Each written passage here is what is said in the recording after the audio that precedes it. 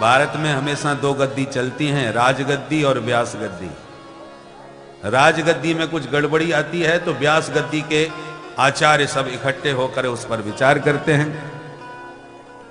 तो राजा का भी कर्तव्य है कि व्यास गद्दी में गड़बड़ी आवे तो राज सत्ता उसका समाधान करे, दोनों एक दूसरे के पूरक बने। राज सत्ता पर यदि दशरथ जी विराजमान हैं तो व्यास गद्दी पर वशिष्ठ जी विराजमान हैं, जो उनका पूरा मार्गदर्शन कराते हैं। ये हमारे भारतवर्ष की अनादि परंपरा है जो आज विकृत हो गई है। किसी को भी अब राजा बनाओ और कोई भी व्यास गद्दी पर बैठ जाओ, दोनों ही विकृति हो गई। राजगद्दी में और व्यास गद्दी दोनों में विकृति आ गई।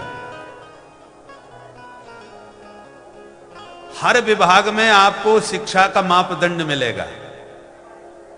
पढ़ा लिखा आईएएस अधिकारी कोई ऐरा गैरा तो नहीं बन सकता, शिक्षा चाहिए, मेहनत चाहिए।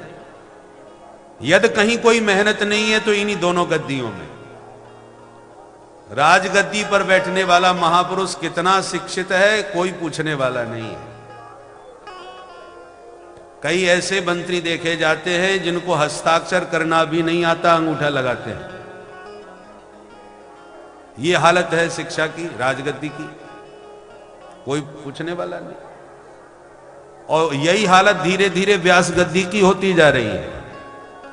श्रीमद् भागवत की कथा कह रहे हैं और एक श्लोक भी शुद्ध उच्चारण मुंह से करते नहीं बनता, ऐसी स्थितियां आ गई हैं। जिसको चाहो, जिसको कोई मार्ग ना सूझे व्यास गद्दी पर बैठ जाओ।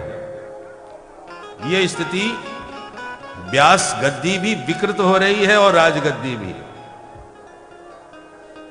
इसलिए व्यास गद्दी राजगद्दी को भी दृष्टि में रखे, राजगद्दी व्यास गद्दी को भी दृष्टि में रखे। ये आज कोई भी कथावाचक से कोई पूछता है तुम कितने पढ़े लिखे हो, तुमने कहां से शास्त्री पास करी। कथा का अर्थ आवे ना आवे पर कथा से अर्थ आना चाहिए। इसलिए सब गड़बड़ी हो गई। अर्थ प्रधान युग में केवल व्यक्ति को अर्थ दिख रहा है, कैसे कहां से आवे, जहां से आता होता है बस वहीं प्रवेश हो जाता है।